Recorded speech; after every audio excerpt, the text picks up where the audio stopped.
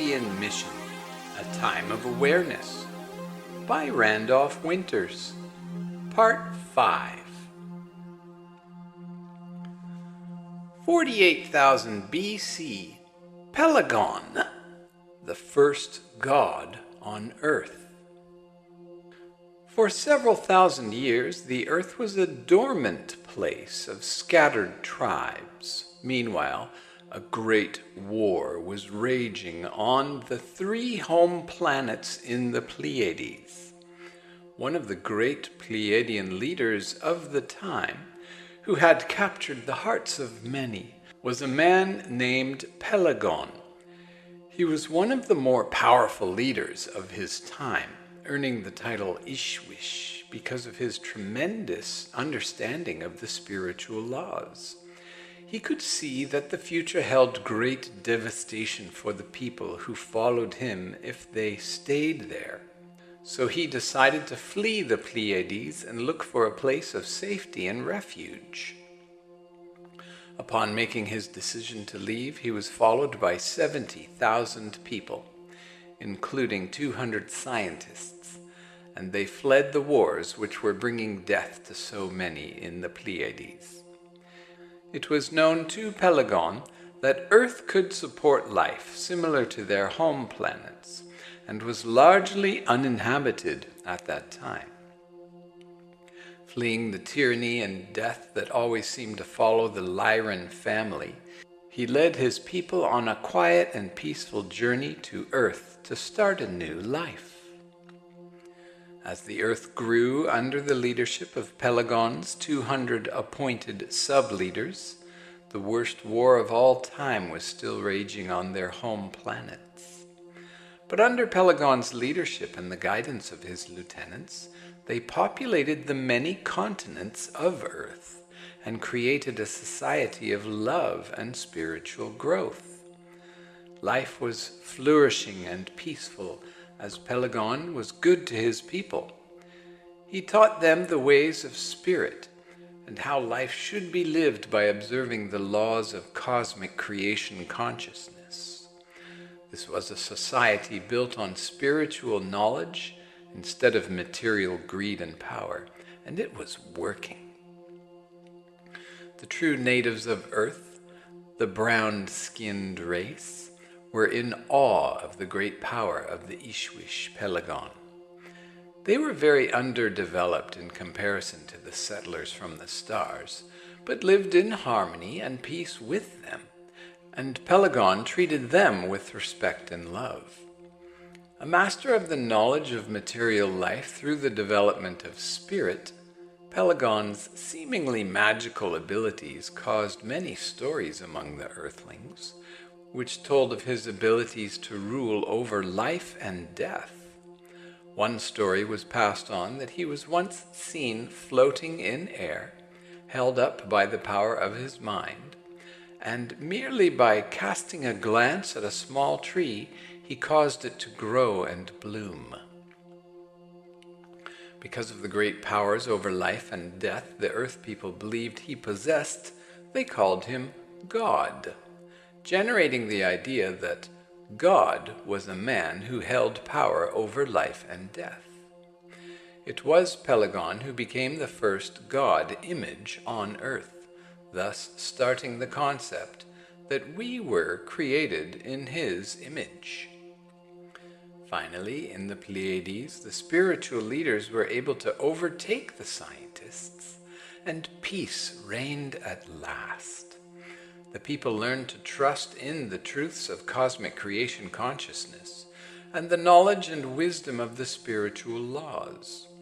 This is a normal process in the development of most planets, for in the beginning stages of development, humanity lives entirely by material sense and thinking. And then, as they evolve through numerous lifetimes, they slowly learn that they are more than just the physical body, and they begin to solve the problems of life with more spiritual solutions.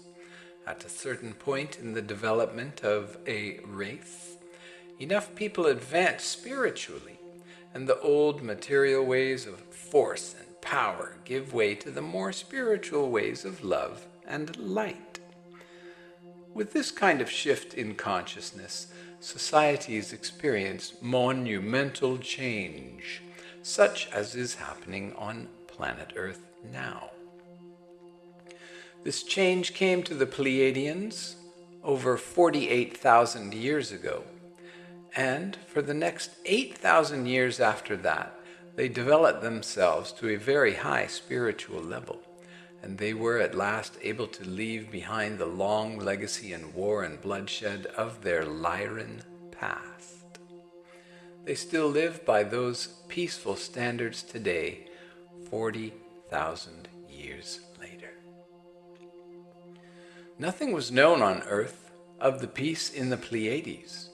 Pelagon was still ruler on Earth, and for the first time in 300,000 years, Earth was living peacefully and happily. The force of his spirit allowed him to live for 4,000 years, during which time he guided the planet to a degree of spiritual development that surpassed anything known in Lyran history. His vision of life helped this great civilization last for almost 10,000 years before a new Ishwish by the name of Jassas came into power. Jassas lacked the morals and knowledge of Pelagon and began to rule through power and control over others. He had only ruled for 20 years before the people would no longer stand for their world being ruined. They rose up against him, causing war to break out again. After living for thousands of years in peace caused by the love of the great Pelagon, the people wanted no part in a world of war. So, by the hundreds of thousands, they fled to a nearby star system known as Beta Centauri, leaving behind a war that brought total destruction to planet Earth. 31,000 BC, Atlantis and Mu. There are few myths or fables that capture the imagination of humanity more than the story of ancient Atlantis. If it really existed, what happened to it? And why is there no trace of its existence? Stories have been passed down for centuries about the huge island continent that existed between what today is called Africa and South America, a place where our forefathers lived in a society even more advanced than ours and also traveled the stars. As an example of how Pleiadian technology can change fable to fact, here is the true story of Atlantis and our connection to it. After the great exodus to the planets in the Beta Centauri area and the destruction of most of the sentient life on Earth, there was a span of 7,000 years when travelers avoided coming here from the stars. The only life to be found was a few scattered tribes of brown-skinned humans who lived in primitive huts. They were the original Earth inhabitants, who were still very underdeveloped and were of no interest to the star travelers. Gone was the technology of the great society of Pelagon that had raised the consciousness of humanity to new heights. The Earth had fallen into a time of darkness and despair. Light years away lived the descendants of those who had fled the Earth thousands of years before. Here in the Barnard star system, a society of human life flourished and lived peacefully. After all, they were the sons and daughters of the great Pelagon, who had taught them how to live in peace and harmony with cosmic creation consciousness. This rich heritage provided them with a spiritual advancement that left behind the cries of war and the struggle for power, and created a world of peace and spiritual growth. Among the leaders was a kind and generous Ishwish named Atlant. He was a tall, blonde-haired, broad-shouldered man of obvious Lyran descent. His bright blue eyes and pale white skin painted a picture not unlike his Lyran ancestors of millions of years ago. He was very popular, and although life there was peaceful and happy, he longed to lead his followers to a new world where they could start a life full of adventure and growth. There were many who decided to follow Atlant, and plans were made to migrate to Earth, a small planet their ancestors had lived on that was now hospitable again to advanced human life. At first, only a few came and found the Earth to be rough and untamed. After piloting their great ships over most of the Earth's surface, they decided to build their first city on a large continent located just above the line of the equator, which had a warm climate good for living. Having lived peacefully for thousands of years, their technology had developed to a very high state. So it was only a very short time before the beautiful architecture of the star travelers began to fill the horizon. As the city grew and word reached back to the home planets of the success of this new world, thousands more left the Barnard system and came to Earth. With only a few short years, the Great Society, named after its leader Atlant, had populated a large area of the planet. There are, by the way, 7 basic colors of humanity in the universe: white, brown, red, yellow, blue, green, and black. 6 are now represented on Earth. No green people. Based on our current calendar, the beginnings of Atlantis would be around 31,000 BC. Some history of this event still rests with the American Indians and some other races which have for years passed down the story of the great Atlantis. The people of Atlantis were kind and generous and lived peacefully with the inhabitants of Earth. Although the Earthlings were far less developed, they were accepted in their cities and found jobs and encouragement, for no hate or prejudice existed in the minds of these spiritually developed travelers from the stars. Atlant had a wife named Caryatide, who was also ambitious and well thought of as a leader. She helped spread the civilization to new parts of planet Earth, founding cities in an area that today we call the Mediterranean. These smaller satellite cities were called Little Atlantis and lived under the same peaceful rule as the large cities. Caryatide had a father named Muras. He was a powerful leader from the Lyran chain of families. After the successful beginnings of Atlantis, he came to Earth with thousands of his followers and built a city on the opposite side of the planet called Mu. Named after its founder, Muras, Mu grew to be a gigantic city. It slowly spread out and founded other parts of the planet as well. After many years, the many cities under the rule of Muras came to be known as the Kingdom of Lemuria. Mu was situated in the area we now call the Gobi Desert, which is an area between China and Russia. As the great society of Mu advanced, they built 2 underground cities called Agartha Alpha and Agartha Beta, located directly below Mu. The cities were connected together by underground tube systems which ran for hundreds of kilometers, carrying the citizens of Mu from one town to another.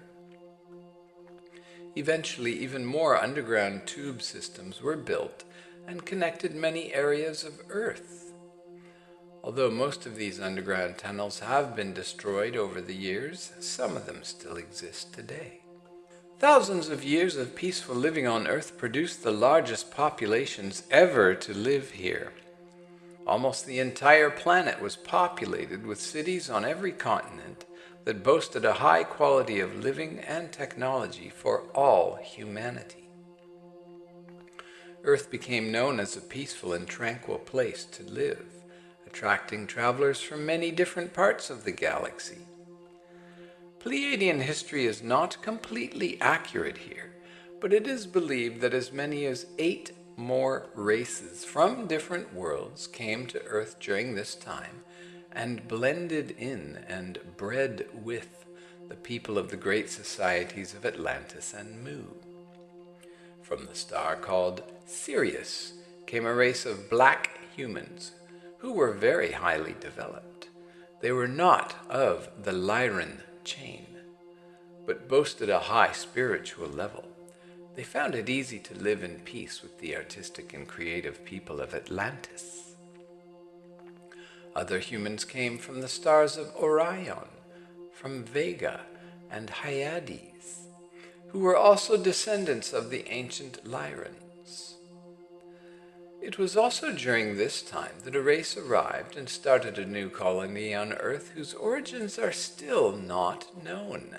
They were an older race than the Lyrans and kept to themselves and were very peaceful.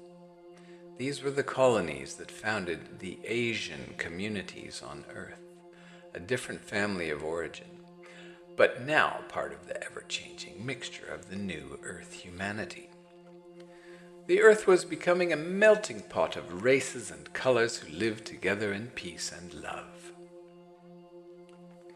16,000 BC, exiled to Beta Centauri. For 15,000 years the Earth lived in peace, the longest time for any civilization to ever make it here. It was a time of spiritual growth and development for all who shared the Earth. But as things would go, trouble started when a group of young scientists, bent on controlling others, tried to cause problems. Hungry for power, the peace of Earth was threatened for the first time in 15,000 years. Fortunately, the people recognized the potential trouble and drove the scientists off the planet. They fled into space towards a star called Beta Centauri, closest solar system to Earth, located just 4.3 light-years away. Here they found human life on a planet, and they lived in exile there. For 2,000 years, these same exiled scientists and their followers schemed for revenge, while they built up great power and increased their lifespan. Because of their hatred for the rulers of Earth, they plotted to return and seek revenge and eventually attack Earth. They were led by the Ishwish Arus, who intended to destroy Atlantis and Mu. Robbing, murdering, but only able to take over a small region of land, they settled in the northern area called Hyperborea, which is today known as Florida. The Earth had not suffered through its axis shift yet, so Hyperborea was still north of the equator. 13,000 BC, Adam and Eve. The second in power to Arus was a mighty scientist named Semjasa.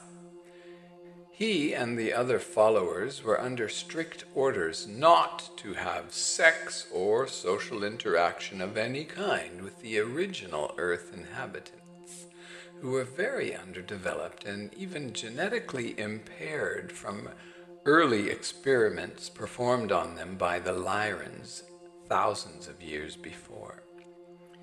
Keeping to himself, Semjasa defied the orders and worked in secret, performing his genetic mixtures with animals and the subdeveloped Earth humans. He created many different forms of creatures and humans as he searched for a way to improve on Earth humanity. In one experiment, he mated an Earth female called an Eva, with the higher evolved and older Lyran genetics, and created a more intelligent Earth human whom he called an Adam. In the Lyran language, Adam simply meant Earth human. It was not his name. The Adam, by the way, was blonde, blue-eyed, and stood about 16 feet tall. The experiment worked so well that Semjasa tried it again and created another Adam, a female. Both of his Adams were great advancements in the human form and were more like the Lyrans than the Earth humans. As their intelligence and evolution had greatly improved, he decided to keep them alive for study and kept their existence a secret for many years. When they reached maturity, he mated the two Adams together. This was the beginning of the legend of Adam and Eve. The two Adams had a child called Seth, who became the firstborn son of the new human race on Earth. It had been 22 million years since the Lyrans had first used the Earth humans to create all manner of ape-like creatures, ruining the natural evolution of the Earth human, and now Semjasa had created the beginning of the wise and intelligent human race. It was his hope that he had been able to set things right and repair some of the damage caused by his ancestors so many eons before. Even though the natural evolution of Earth had been altered so many times, he had succeeded in giving Earthman a new chance to survive and grow. This was the birth of our current civilization as we know it. By the way, some of the apes were created out of experiments mating humanity together with monkeys, and are not natural forms of creation on this planet. Arus and his band of terrorists continually started small wars around the planet, but these little skirmishes hardly had any impact on the great society of Atlantis, and were not much of a bother for hundreds of years. Eventually, Arus died, and his son, Arus II, continued to attack remote areas, taking control of what is now India, Pakistan, and Persia. They came in contact with the Sumerians, a peace-loving people who fled to the north for safety because they wanted nothing to do with the army created by Arus II. The Sumerians were tall, dark, and the descendants of the Syrians who first settled on Earth at the same time that Atlantis started Atlantis. The Sumerians moved into the mountains and became an influence on the people living in India, Pakistan, and Iraq. The region they lived in was called Sumer and was part of what is called ancient Mesopotamia. Later, their ancestors would found cities known as Ur, Uruk, Kish, and Lagash, which have all become major archaeological sites in southern Iraq, also known as Babylonia. The great knowledge of the Sumerians was handed down through the centuries and is preserved in pictographic and cuneiform writings that are still being examined today. The Sumerians are, for the most part, responsible for preserving the knowledge of life that was known during the time of Atlantis. India was then called Arya, and after a few centuries it split from Arus II and made alliances with the great cities of Mu and Agartha. These small wars, which had no effect on the great power of Atlantis, lasted another 1,500 years. Arus II grew old and was dying, but he succeeded in infiltrating his leaders into Atlantis and Mu, causing enough dissension to begin the talks of war. 9498 BC, the end of Atlantis and Mu. The cries of oncoming war caused panic, and by the thousands, the people took to their beam ships and fled to the Pleiades for safety. The war instruments of Atlantis and Mu were of very large size and power. The army of Atlantis contained 4.83 million soldiers in large ships, plus 123,000 small individual beam ships, and 16,431 remote ships equipped with the most sophisticated heat-dissolving beams. They also had 24,230 medium-class sized ships, which were armed with terrifying weapons. But even with all this power, Mu was superior in technology and boasted weapons of even greater force. The scientists of Mu, knowing of the coming events, had ordered a fleet out into space to search for a large asteroid in the debris of the destroyed planet of Milona. Finding it, they attached a powerful drive system to it so that it could be hurled at Earth as a weapon of destruction itself. As the attack of Atlantis started, the leaders of Mu ordered the giant asteroid to be launched, but it was too late to save Mu. The Atlantean fleet dissolved the city of Mu almost instantly. All traces of Mu were melted away, which is evident by the smooth, flat ground in the Gobi Desert where it once stood. The underground cities of Agartha were damaged and thousands were killed, but many survived. Rapidly, the giant asteroid was steered towards Earth with the dedicated pilots attached to it.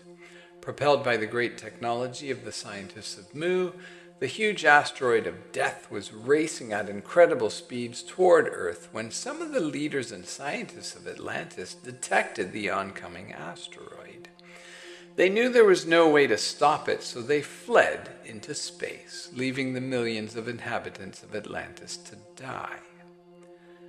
The asteroid hit the atmosphere of Earth and burst like a supernova, generating heat of over 34,000 degrees centigrade. The asteroid exploded less than 110 miles up, and in thousands of small pieces it hit the Earth like a shotgun blast. The continent of Atlantis melted beneath the heat of the blast within seconds, and the floor of the Atlantic Ocean was split, cracked, and broken, causing volcanoes to erupt and bringing the sea to a boil. Water from the ocean hurled upward to a height of 20 miles, causing a tidal wave over a mile high to rush over the landmass of Atlantis. It continued on across the area that we call the Mediterranean and flooded northern Africa and the land of Egypt. By our current calendar, it was exactly the year 9498 BC on June 6th, when the great civilization of Atlantis sank beneath the ocean. Due to the force of the incoming asteroid, the planet Earth rolled over on its axis, causing the seas to flow over the land and volcanoes filled the air with smoke and fire. As the planet changed its axis and came to a rest in a slightly different orbit, the geography of Earth was forever changed as well. If you can picture the Earth as it is now, envision rolling the planet over until the state of Florida is where Greenland is now. That was the position of Earth before the Great War. Florida used to be called Hyperborea and was the home of Arus and his warriors. The survivors of Hyperborea moved underground after the Great Holocaust and now live under Mount Shasta in California. The great continent of Atlantis, which was originally north of the equator, slid underwater and is now resting in the area of the Atlantic Ocean. From what I can ascertain from reading Billy Meier's contact notes, if you drew a line from Puerto Rico over to northern Africa, you would be outlining the northern border of where Atlantis was. This huge landmass formerly connected the continents of Africa and South America, but is now barely a memory. Remains of Atlantis can be found on the ocean floor off the west coast of the Bahamas in a small group of islands called the Biminis. here on the floor of the sea. Oceanographers have discovered the remains of what appears to be an ancient city and have uncovered roads, walls, and other monuments which may tell the story of the last days of Atlantis. Also, south of Puerto Rico, deep down under the water, you can find the tops of pyramids built by the Atlanteans that still rise up through the ocean floor. This is all we have found so far to remind us of the greatest society that ever lived on Earth. 9448 BC, Yehovan controls the earth. Soon after the War of Revenge by Arus II, he was murdered by his third-born son, Yehovan, who seized power over the Aryans and the other two remaining nations of life on Earth. The tremendous destruction caused by the asteroid hitting the Earth had left the atmosphere unbreathable on most parts of the planet, driving the survivors underground. It was 50 years before the air began to clear up, and small tribes of people began to once again be seen on the surface of the Earth. There were three basic groups of people left after the destruction. The first nation were the descendants of the Armus people who lived in the area known as Armenia since 33,000 years ago. They were immigrants from the Pleiadian system. The second nation was the scattered tribes of Persia, India, and Pakistan, who were known as the Aryans at that time. The third nation is a worldwide spread of clusters of gypsies called Hebrews, which in the ancient language of the Pleiades was Herons. An Ishwish named Yehovan governed the three tribes until 7,000 years ago, when he was murdered by his only son, Yehav, who, like his father, called himself the creator of humanity. During this time, a group of 160,000 great Aryans deserted the rule of Yehav and wandered through the lands to the east, moving into the area between the Caspian Sea in northern Iran and the Arahat Mountains in Turkey. This area was full of the descendants of the Sumerians, who led the local people with great discipline because of their highly developed knowledge of spiritual powers. The Aryans attacked and pressed the people into bondage and created a new state. Deprived of all technology, the Aryans soon began to mingle with the natives, and all previous talents and knowledge soon disappeared and were forgotten forever. It was only 1320 BC when Yehav was murdered by his first son, Arusem, who had two sons named Salam and Ptah. They were more peaceful in nature and stood up against Arusem, driving him and his followers out of power. Arusem did not have the power to fight back, for his followers were few and his technology was no match for the great armies commanded by his sons. So he secretly returned and hid in an underground city below the Giza pyramid in Egypt. He made plans to take over the world by controlling the thoughts of world leaders and filling their minds with lies, deceit, and delusions.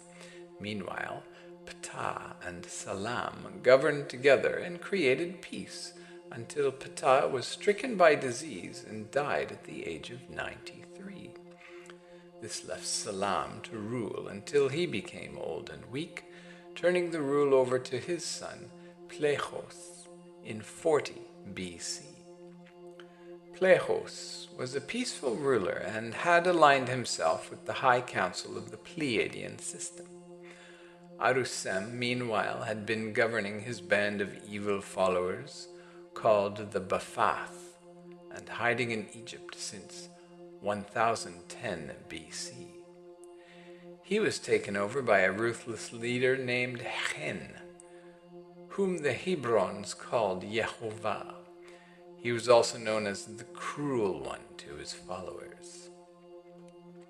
In 80 BC, Chen was overthrown by a new leader named Kamagol I.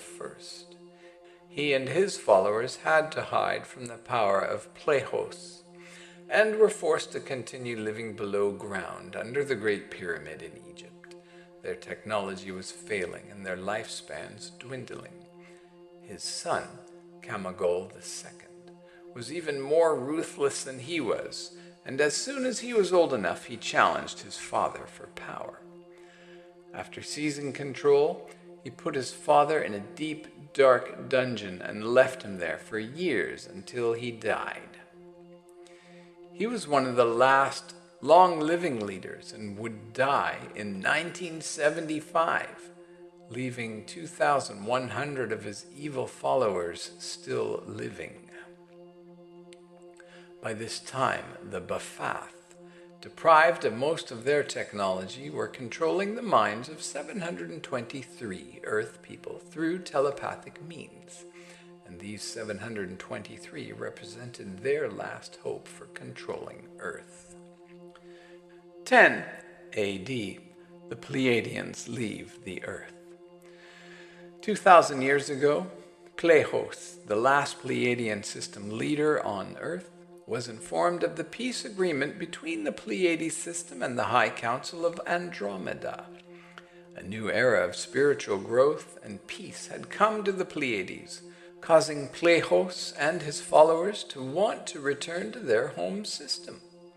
It was decided to leave someone behind who could carry on the teachings of cosmic creation consciousness knowledge taught by the Pleiadians. They would need an Earth human who is a leader among men and who could carry on the teachings of higher consciousness. This human was called Emmanuel, also known as Yeshua. He was not born of Lyran descent, but was a very evolved spirit form, capable of the highest order of spiritual understanding. It was arranged for Emmanuel to be procreated from a father of high evolution from the Pleiades named Gabriel, and an earth woman of Lyran descent named Mary. As the Pleiadians had hoped, Emmanuel, Yeshua, easily grasped the teachings of spirit and provided the foundation for what today is called Christianity. He lived to be 115 years old and brought the truth to all he could through his teachings. 74 years after his death in the year 189 AD, his name was changed to Jesus Christ, and his teachings were written down to form the religious teachings that prevail today. The Pleiadians draw our attention to the fact that we have spent more energy killing each other over Jesus than we have spent learning his teachings, which were the exact opposite. Pleiadian and his followers had returned to the Pleiades and ended thousands of years of Pleiadian and Lyran influence. They would not return to Earth until 1685 AD. It had taken thousands of years of bloodshed before spiritual understanding had overtaken the material warriors and brought peace to the troubled Lyran souls from the Pleiades. The Codex. Here on Earth still live the spirits of the first travelers to Earth, the 144,207 Lyrans who came here to escape the wars on their home planets. 2,000 of these old Lyrans were the leaders that were responsible for the abuse and experimentation on the DNA of the original Earthmen. It was their conduct that set the pattern and leadership for the most decadent and immoral society yet to live on Earth. As their spirits passed away to the other side, they took with them a karmic or spiritual debt from their material lives. Embedded deep within their spiritual consciousness and the Akashic records are the memories of their violations of the laws of cosmic creation consciousness. Each time they have returned to material life, they live under what is called the Codex, a karmic debt that must be repaid. We are spiritual beings who go through a series of material lives in order to evolve through experiences learned during 3D life. All spiritual beings are consciously connected to the creation source energy, which is the true eternity of all things. Our souls would not be able to have consciousness without the life force energy they receive from cosmic source creation, or God force, or God-sciousness, or prime creator, or Hunab, or whatever you like to call it. It is this life force energy, a kind of cosmic electromagnetic force, which empowers the soul so it can exist. It is this common connection to the cosmic creation consciousness that binds us all together spiritually. As each person thinks each thought, it carries like a ripple through creation and has some effect on all things. All is one. All is energy. All is vibration. Cosmic creation consciousness itself is the spiritual energy of everything in existence. Each of us is a holy hologram from that energy. Our connection is through a spiritual consciousness that can be sensed through meditation. All of our actions and thoughts then pass through our consciousness and go out into the universe through this spiritual consciousness. This is how we all contribute to the whole of the evolution of cosmic creation consciousness. If our actions are of a violent nature, such as in murder or rape, these actions affect the balance of the consciousness of all creation. Our actions and thoughts do not simply dissipate or disappear, but are recorded in the ethers of the universe in what is called the Akashic or etheric records, and are part of the spiritual being of cosmic creation consciousness. The actions and murderous deeds of the 2,000 leaders of the ancient Lyrans had an effect on cosmic creation consciousness and are recorded in the Akashic records of Earth. If you take the life of another through murder, then cosmic creation consciousness records this within the spiritual consciousness of the spirit form and keeps track of it as a debt owed. Let's say you murder someone through a violent act. Their spirit form or soul then passes on to the other side while you live out your material life for another 10 or 20 or 30 or 40 or 50 years. And then your spirit form passes over to the other side as well. These actions are recorded within your own Akashic record and the record of the ones you killed. It has become part of the events of creation and cannot be undone. But since we are all eternal souls, the debt can be repaid through the laws of energy which are ruled by cosmic creation consciousness. Here's how it works. Once you have murdered someone and you both have died, both of your souls are on the other side and no longer in material bodies. The debt you owe can only be repaid in the material, so nothing will happen as a consequence of this action on the other side. However, once your soul and the soul of the one you murdered are both back in the material, the debt can be settled. It is not necessary that you know each other. It is only required that you both be in the material world at the same time.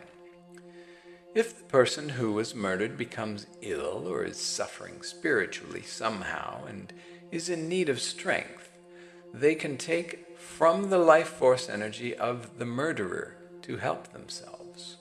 This is not a conscious act, for neither know each other, or even have any memory of the previous life murder.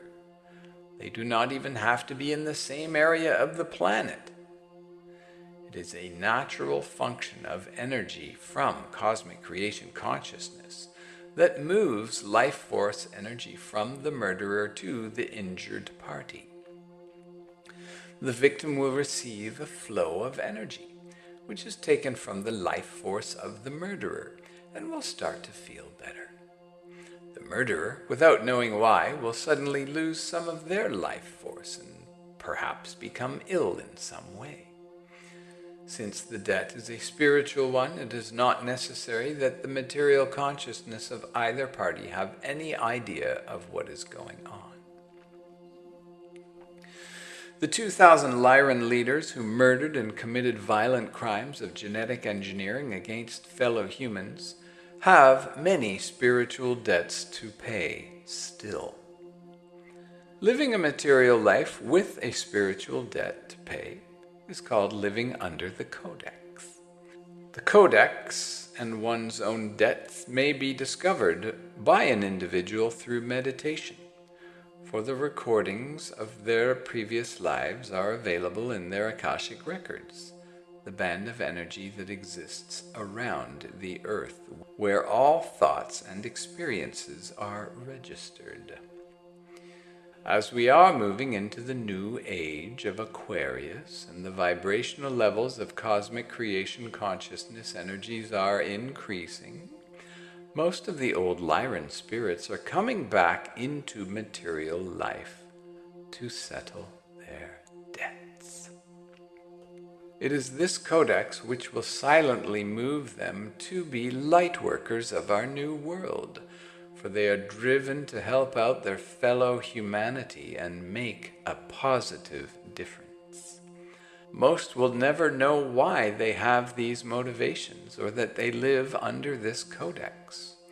But by virtue of their older and more experienced souls, most will find themselves playing a part in the positive evolution of this new world. The Pleiadians are very well aware of these old spirits and know that they can be awakened and can help to be a wonderful force of good in our society. The Pleiadians have allowed pictures of their beam ships to be taken, which will stir feelings in some and memories in others, and still others will be slowly awakened to the teachings of cosmic creation consciousness and the understanding of the eternal soul. The Pleiadians believe that if they provide the right teachings, the right words and the right ideas, the spiritual consciousness of these thousands of old Lyran warriors can slowly be awakened and cleansed. And if fed the knowledge of love and light, these souls can be brought to the front lines again to live in peace in a world that is sadly lacking in human understanding and spiritual knowledge. Having lived previous lives on worlds far more advanced than ours, their accumulated spiritual wisdom will keep them from being easy prey to the illogical thinking which holds many earth humans in spiritual stagnation and even declination. The Lyran souls advancing their evolution have the ability to rise above the common human and be the leaders of a new era. They are the visionaries, the creative thinkers, the scientists, the writers, and the leaders who can envision a world much greater than the one we see now. Many of these old Lyrans have been prominent in history each time they've come into a material life. Since they have many more lifetimes and have accumulated much wisdom and experience, they will usually feel uncomfortable on Earth and try to change it, largely due to their negative karma. A sense of being out of place or in the wrong time or not fitting in is extremely common. Many have visions of other worlds, far more advanced than ours, and long to leave this planet to be there. But due to the Codex, the Akash, and our karma, we must evolve humanity back into a state of peace before anyone can leave the planet.